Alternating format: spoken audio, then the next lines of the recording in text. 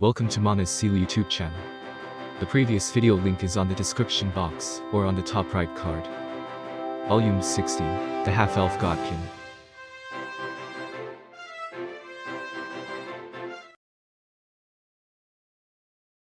That's like your ideology, right? You reap what you sow. But it's a bit unfortunate. I wanted to torment you more before killing you. Not a twitch could be seen from her blood-related father anymore. Zesshi moved her gaze to the elf corpses around her. Now that she thought about it, she really didn't need to go this far. It would be a lie to say that her hatred towards her mother wasn't a factor in her killing them all. However, most of all, she didn't wish for the country she loved to do the same things this bastard whose very existence in the same world as her mater, Nauseous, had done. She thought that they would be better off dead, so she sank these female elves into a sea of blood.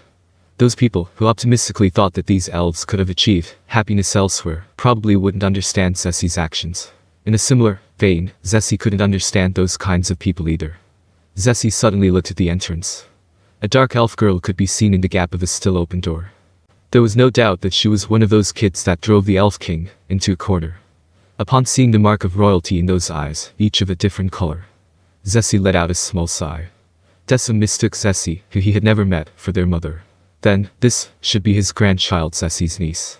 A little surprised at her own unexpected reluctance to kill this child, Zesshi kicked the elf king, already dead from getting his chest caved in, towards the child with her full strength. Ordinary people, no, not even outliers, should have been able to avoid it, yet the girl did, by just jumping aside primly. The corpse hit the opposite wall and bloomed into a bloody flower with a loud sound. To think that she avoided it, her physical ability should be comparatively high. That guy's wound looked like it was from a blade though. The girl, her niece, was holding a black staff, a weapon to bonk with. A glance at that guy's wound was enough to know that it was from a different weapon. He actually did say those kids, so there should be one more at the very least. However, there were also magic items that could create blades of magic or could change themselves into blades. She couldn't disregard the possibility that this girl was the one who wounded the elf king. Or maybe the other child caused the chest wound while this one smashed his legs with her staff or magic. But why did this dark elf girl wound the elf king? No, there were many things to hate him for. Perhaps she was the same as Zesshi, inheriting her mother's hatred for the elf king. This could be the case, especially since she looked too young to have her own reason to hate the elf king, enough to wound him so grievously. It was also possible that she just wounded him while frolicking around, but the circumstances just now denied that possibility. Even though he was already dead, the girl avoided the body she kicked, instead of trying to retrieve it. Excuse me, you see. Where are you from, Wani-san? Very shy, a cute girl who was male fantasy made manifest. She was from a different world compared to Zesshi. Such a girl asked her a question. But a single glance was enough for her to see that the girl was different inside. The girl didn't look like she was scared by the elf king's corpse behind her or the massacre done by Zesshi in this room. She can still behave like that after avoiding my attack. It's highly likely her shyness is just an act that just makes me more cautious. Well then, what should I do? How should she answer the opponent's question? If possible, she wanted to avoid a battle and feed her false information, while taking her time to gain as much information as possible from the other side. But that was impossible. The elf king's words implied there were multiple enemies. In case this was the one who wounded the elf king, the fact that there wasn't a single drop of blood on her there should have been some, even if she was healed, meant that there was an overwhelming gap between the strength of the elf king and this girl.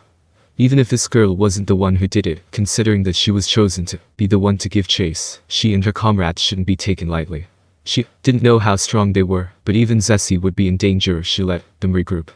This was her chance to deal with the girl alone, before her comrades arrived. Instead of gathering intel, she should seize the initiative and defeat her here in a short and quick battle. The idea that your enemy's enemy is your friend is just optimism. You'd more likely be correct to treat them as a new enemy instead. She thought for a moment and then, with a smile to ease up her opponent's caution, Zesshi finally answered. Good morning. I am someone from the Sorcerer Kingdom, but what about you? Are you alone? The girl's face twitched a little. Her shy attitude didn't change, but it slightly felt like she was thinking about something. I can't read her. I've made a mistake. I should have asked a leading question. With this reaction, I can't read if she doesn't know about the Sorcerer Kingdom, if she's from there, or if she sees it as an enemy. Considering that she didn't immediately attack me, the possibility of her being hostile to the Sorcerer Kingdom went down a little. But maybe she is just stalling like me to gather more information. Maybe I would have gotten a different reaction if I had mentioned the council state instead. She mentioned the Sorcerer Kingdom because there was intel that the Sorcerer King had a Dark Elf as one of his retainers. They didn't get this information by sending spies into the Sorcerer Kingdom's internal organization. It was because the Thousand League astrologer had confirmed the presence of a Dark Elf girl beside the Sorcerer King in the battle against the kingdom on the Cat's Plains. They made a detailed report on the Sorcerer King and his forces after using illusions to recreate the scene the Thousand League astrologer saw. They also saw the Dark Elf who was the only one attending him through the illusions, but they weren't able to see her face clearly due to the blurriness. That was something that couldn't be helped. The Thousand League astrologer couldn't divert her energy to remember a single person, as she had to observe the entire battlefield. Plus, what happened after made such a strong impression on her that a lot of other information had flown straight out of her mind. Remembering that vague picture, it felt like this girl wasn't the same one as the Dark Elf that followed the Sorcerer King back then. They both held a black staff, but the armor they wore was completely different. Well, there was also the fact that she didn't remember anything except for the gear because the illusion was of very low quality. If this girl really was from the Sorcerer Kingdom, what would she have chosen to wear when she planned to come here? The answer. She would have been completely geared up just like Zesshi was. This was a battlefield. Anything could happen here, so it was impossible that someone would appear in their usual attire. Even the defensive gear Karen the Thousand League astrologer wore were chosen only for their ability, disregarding the fact of whether they suited them or not. That said, the Cat's Plains had been a battlefield as well. Truly strong people didn't use multiple sets of serious battle gear generally.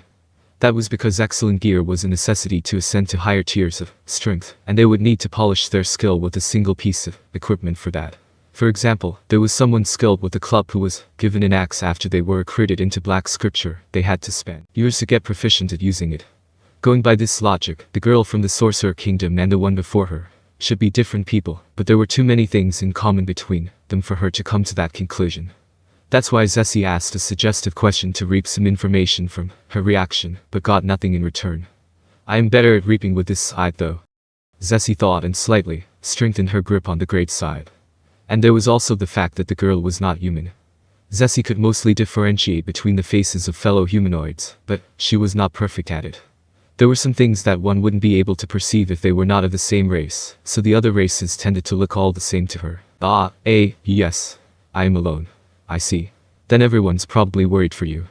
Ha. She lies so easily with such a cute face, absolutely different from how she looks.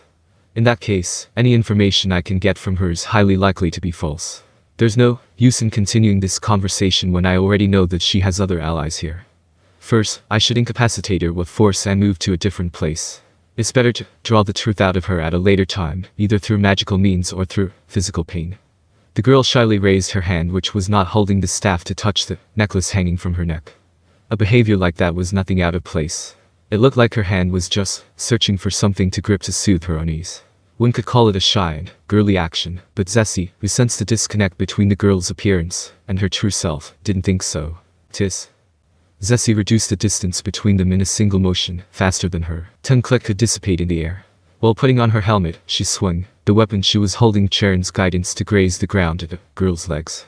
If she could, she would cut her legs. A no-holds-barred attack with her full strength behind it, an attack even the man who was the strongest of her comrades would find difficult to avoid. That attack was deflected back by the girl planting down the staff by her feet.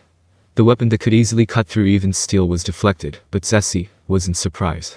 She expected this possibility, but the fact that Zesshi's full-powered attack couldn't even make the girl's hand flinch was beyond her expectations. Then, so she's a martial type. She has now got a clue on the classes held by the Dark Elf girl. Wait a minute. A lightly equipped warrior. No way, though it's not confirmed that the Elf King was his only child. Her appearance. Both Dark Elves and the Elves had the same lifespan, so the speed of their growth should also be the same. Well, what are you doing, Sauce, suddenly?